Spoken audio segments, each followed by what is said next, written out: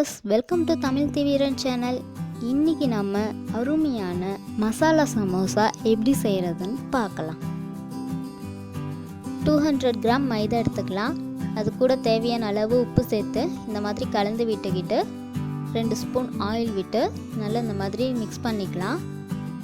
Mix பண்ணதுக்கப்புறமா கொஞ்சம் கொஞ்சமாக தண்ணி சேர்த்து சப்பாத்திக்கு மாவு பிசைகிற மாதிரி நல்லா பிசைஞ்சு வச்சுக்கலாம்.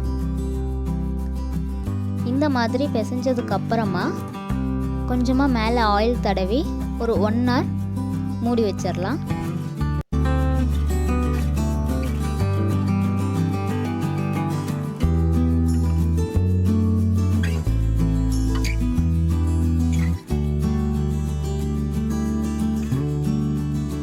இப்போ சமோசாக்கு தேவையான மசாலா ரெடி பண்ணிக்கலாம். வெங்காயம் இந்த மாதிரி நீள நீளமாக கட் பண்ணிக்கலாம். அதுக்கப்புறமா உருளைக்கிழங்கு, கேரட், பச்சை பட்டாணி இது 3ஐயும் வேக வச்சுக்கலாம்.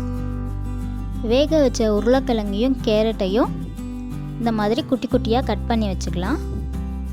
கூடவே கொஞ்சமாக கருவேப்பிலை கட் பண்ணிக்கலாம். அவ்வளோதான்.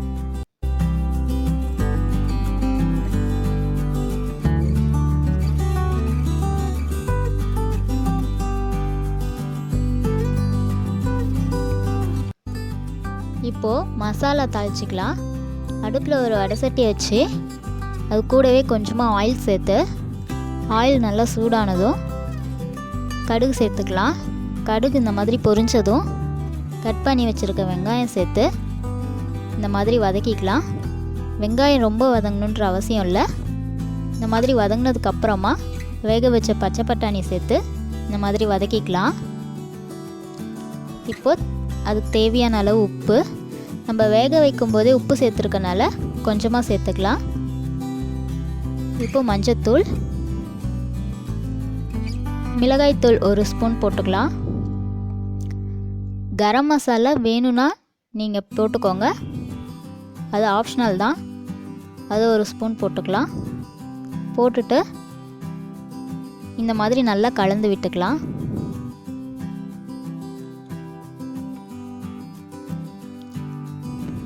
இந்த ஸ்டேஜில் போட்டால் தான் மசாலா வெங்காயம் பட்டாணியோட நல்லா மிக்ஸ் ஆகும்.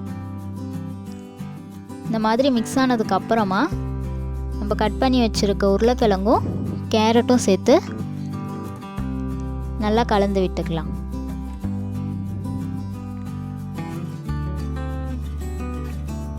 இந்த மாதிரி கலந்து விட்டதுக்கப்புறமா கட் பண்ணி வச்சுருக்க கருவேப்பிலை தூவி இறக்கிடலாம்.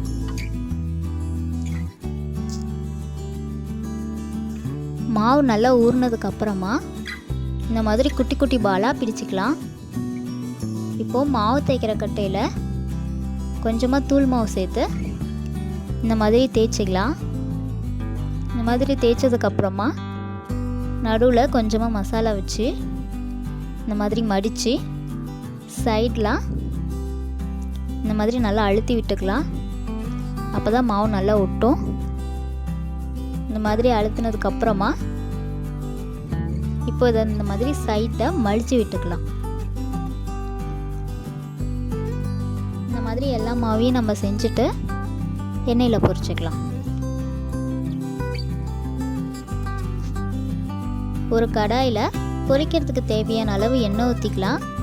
எண்ணெய் நல்லா சூடானதும் நம்ம ரெடி பண்ணி வச்சுருக்க சமோசா மாவு இதில் போட்டு பொரிச்சு எடுத்துக்கலாம். இந்த மாதிரி ஒரு சைடு வெந்ததும் இப்படி திருப்பி போட்டுக்கலாம். பாருங்கள், ரொம்பவே டேஸ்டான சமோசா ரெடி ஆயிடுச்சு. இது சூடாக சாப்பிட்டிங்கன்னா இன்னும் ரொம்ப சூப்பராக இருக்கும். கண்டிப்பாக நீங்கள் வீட்டில் ட்ரை பண்ணி பார்த்துட்டு எப்படி இருந்துச்சுன்னு சொல்லுங்கள்.